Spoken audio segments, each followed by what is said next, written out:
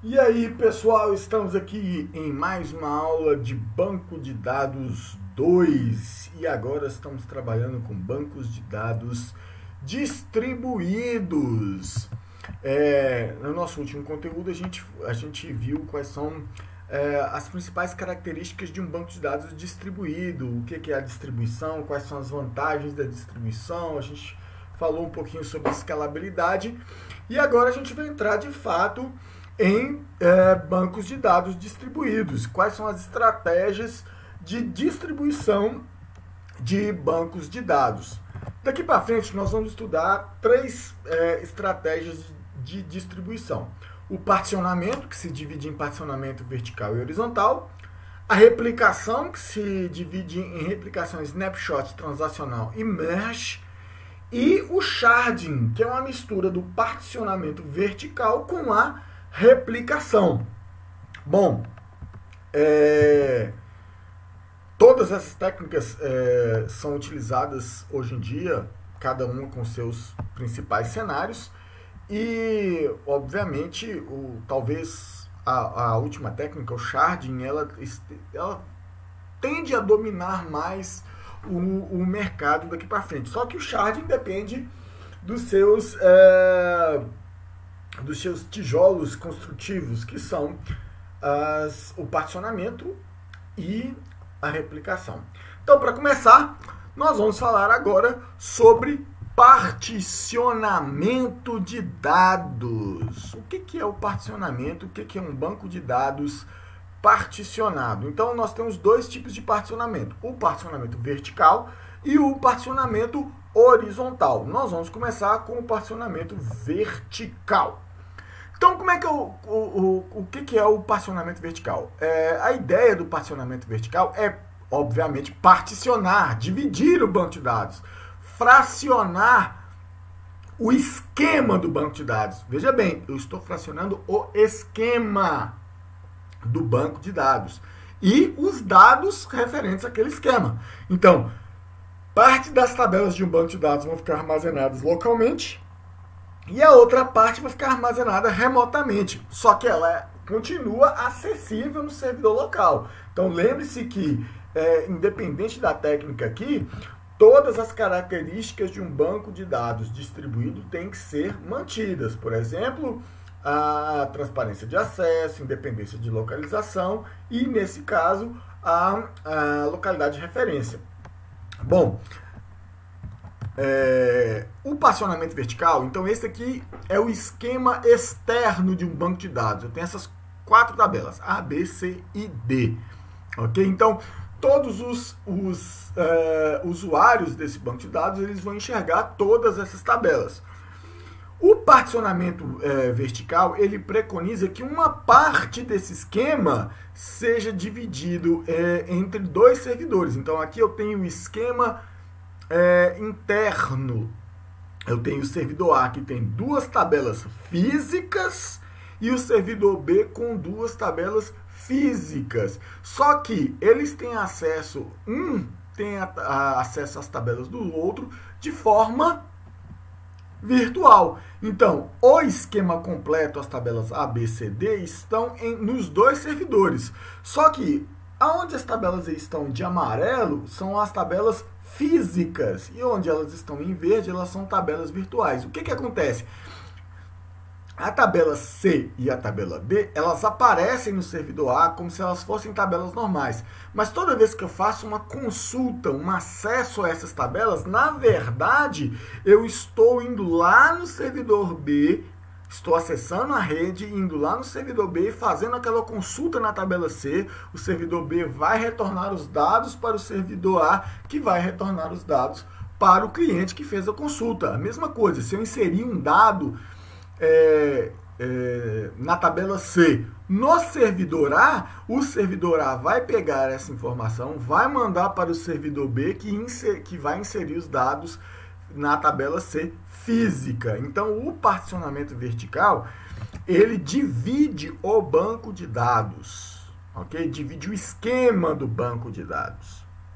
Já existe o particionamento horizontal, que ele fraciona e particiona os dados. Então, todos os bancos de dados têm todas as tabelas físicas, mas não tem todos os dados. Os bancos de dados locais têm o mesmo esquema, mas cada tabela contém apenas uma porção dos dados. Então, esse é o particionamento horizontal.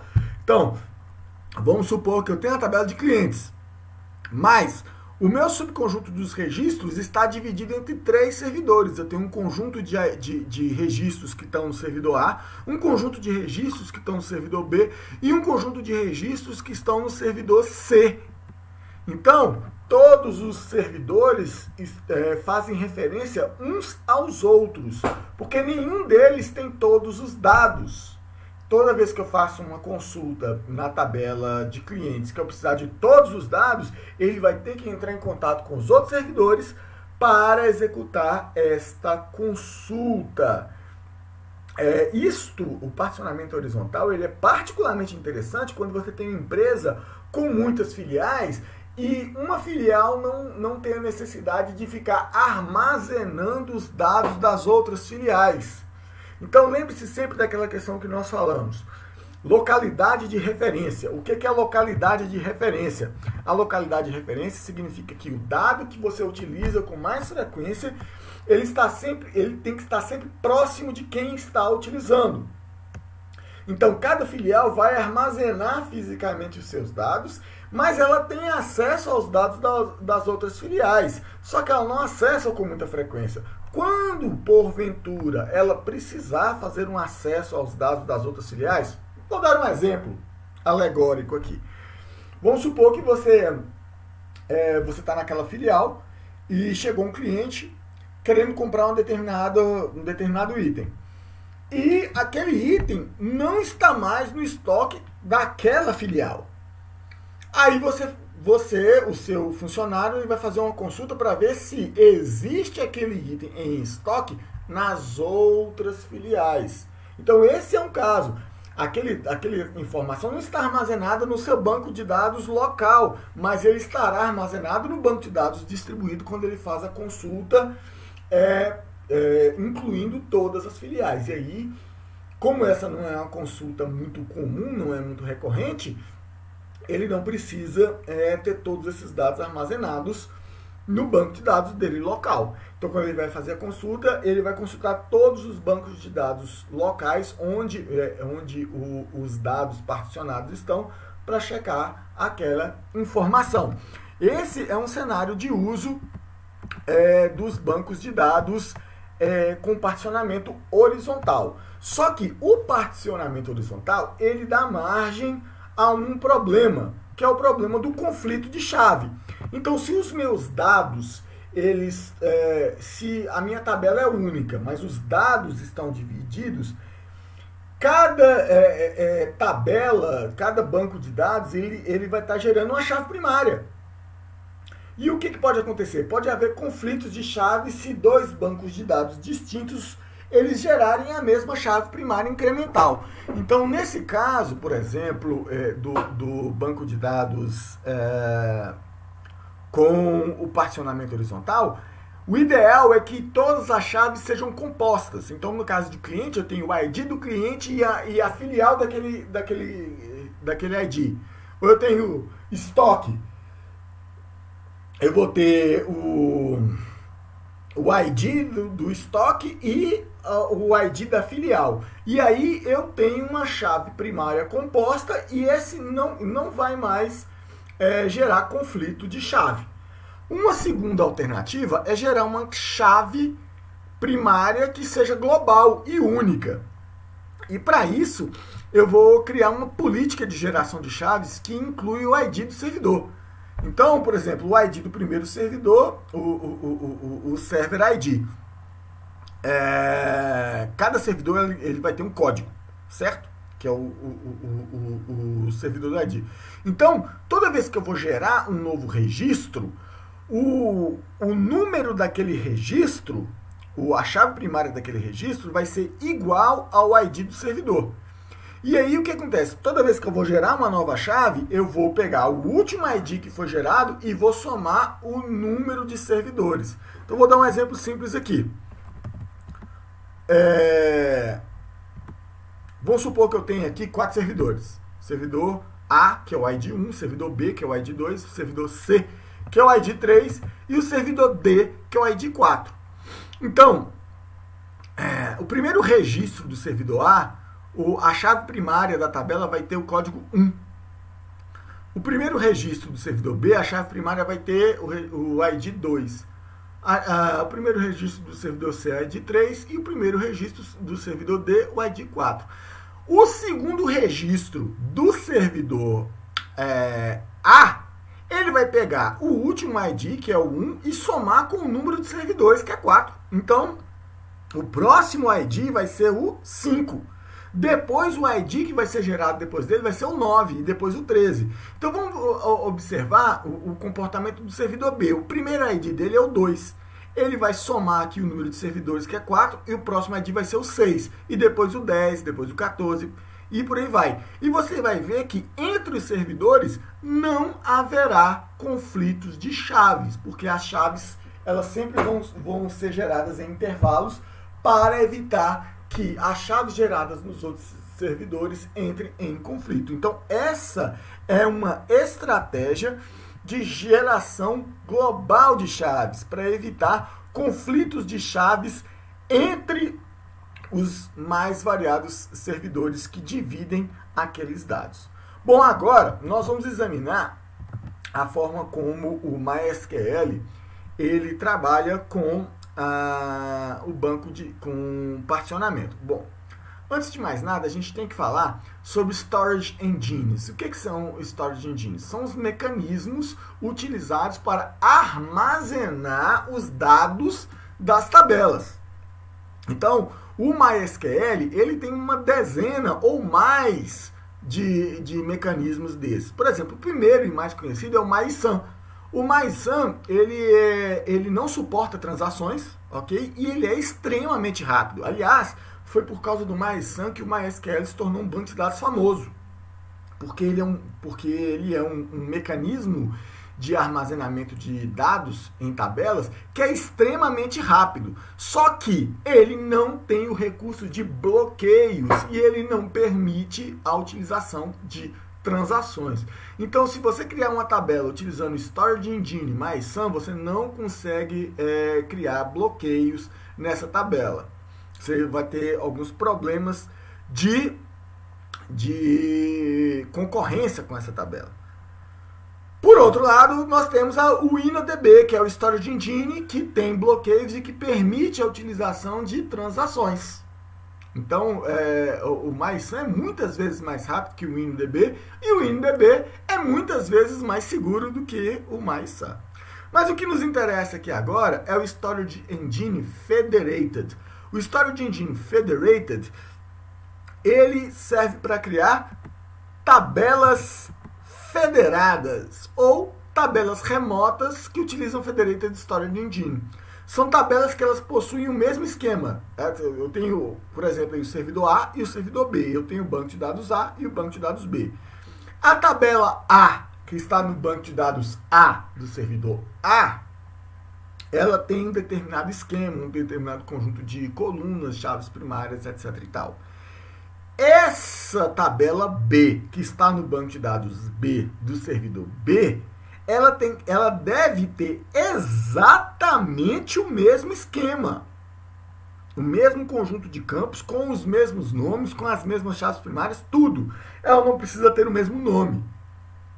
E o que eu estou dizendo é que a tabela B ela não existe fisicamente no banco de dados B. Ela é apenas um espelho da tabela que está no banco de dados A. Então, nós estamos falando do particionamento vertical. Toda vez que eu faço uma consulta na tabela B, o servidor de banco de dados, que está no servidor B, né, o sistema gerenciador de banco de dados do servidor B, ele vai encaminhar a requisição para o sistema gerenciador de banco de dados que está no servidor A, executar a consulta, o sistema gerenciador do banco de dados A vai retornar os dados para o servidor B, que vai entregar ao seu usuário.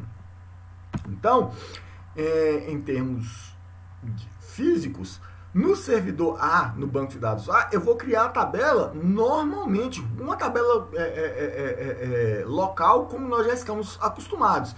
E lá está o meu engine, que é o InnoDB. É um storage engine local. Só que no servidor B, eu vou criar a tabela, o corpo da tabela, o nome das colunas, as chaves primárias, vai ser exatamente igual à tabela A. Só que, olha só, o meu engine agora é o Federated. E junto com ele eu ponho a conexão. Aí eu ponho a conexão falando qual que é o usuário, servidor, qual é o banco de dados e a tabela. Então, todas as vezes que eu fizer qualquer operação com a tabela B, o MySQL vai abrir essa conexão com aquele banco de dados, com aquele servidor, com aquela tabela, e executar aqueles comandos nesta conexão. Então, esse é o particionamento vertical utilizando o MySQL. É importante falar que o MySQL ele tem mecanismos para o particionamento horizontal, utilizando o NDB Cluster.